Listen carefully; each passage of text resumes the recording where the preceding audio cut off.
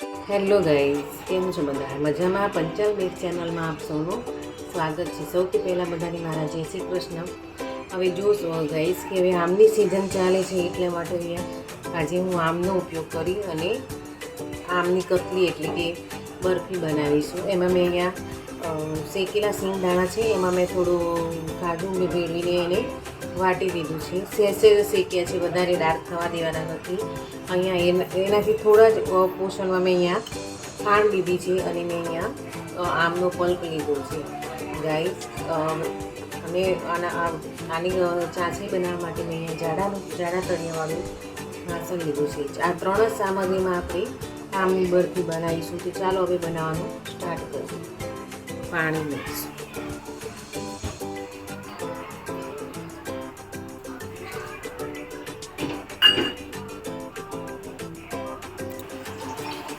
શેકાઈ જાય તો એનું વાંધો નહીં, એનો ટેસ્ટ તો એઝ ઇટ ઇઝ જ રહેશે.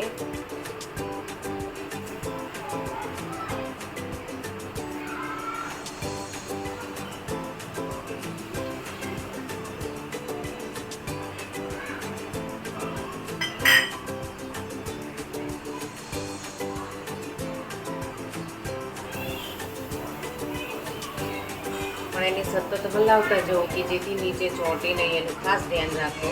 ચોંટશે તો એનું ટેસ્ટ બદલાઈ જશે અને ખાવામાં પણ કંઈ મજા નહીં આવે. ગાઈઝ ઓલમોસ્ટ થઈ ગયો છે આપણે.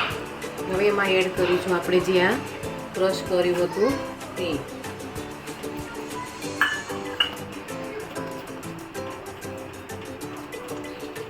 આમાં કોઈ જ આર્ટિફિશિયલ કશું જ કલર એડ કરેલો નથી અને એનો ટેસ્ટ પણ બહુ સરસ લાગે છે. હવે આને આપણે થોડી વાર અહીંયા શેકીશું કે જેથી અંદર જે લમ્સ પડ્યા છે બધા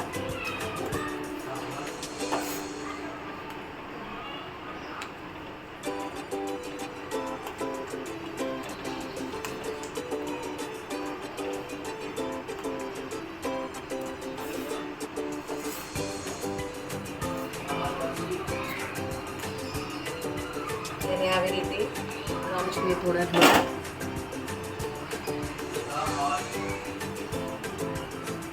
એક રસ કરતા જઈશું. અને જ્યાં સુધી આ તળિયું છોડે નહીં ત્યાં સુધી આપણે હલાવતા રહીશું.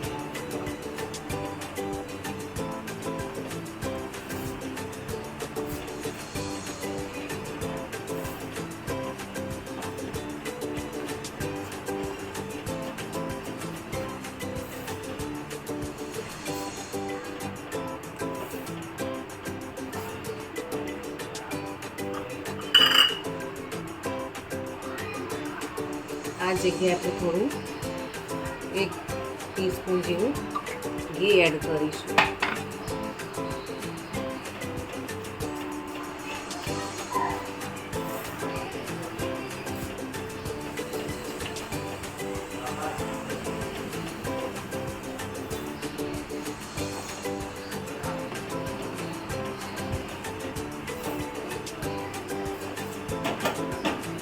આમાં ઢાળી દઈશું.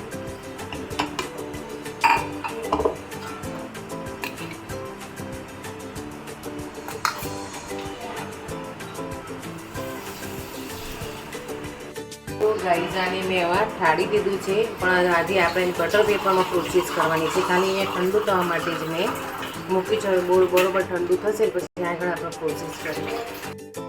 જોઈ શકો છો ગાઈઝ કે આમની બરફી આપણે સરસ તૈયાર થઈ ગઈ છે. અહીંયા મેં ચોરસ ટુકડા કે કંઈ બરફીનો શેપ નથી આપ્યો. મેં અહીંયા ખાલી પેંડાનો શેપ આપ્યો છે. જો તમને બરફીનો શેપ ગમતો હોય તો તમે બરફીના શેપમાં પણ તમે કરી શકો છો, અને મેં પેંડાનો શેપ કરવો હોય તો તમે પેંડાનો શેપ કરી શકો છો.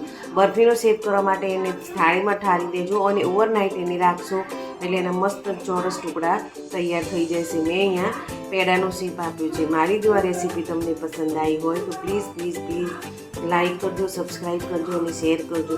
જો તમારું એક લાઈક હશે તો મને એમાં નવી વાનગી બનવાની મને પ્રેરણા આપે છે. માટે તમે ચોક્કસથી લાઈક કરજો, સબસ્ક્રાઈબ કરજો અને શેર કરજો. જય શ્રી કૃષ્ણ. તમે આ વાનગી બનાવજો અને ખાશો તો તમને ખૂબ જ મજા આવશે. આમનો પણ ટેસ્ટ છે અને અંદર જે આપણે કાજુ અને એ વાપર્યું છે એનો પણ ટેસ્ટ છે. એટલે બહુ બંનેનું કોમ્બિનેશન બહુ સરસ છે. તમે પણ બનાવજો ચોક્કસથી અને મને જણાવજો. જય શ્રી કૃષ્ણ.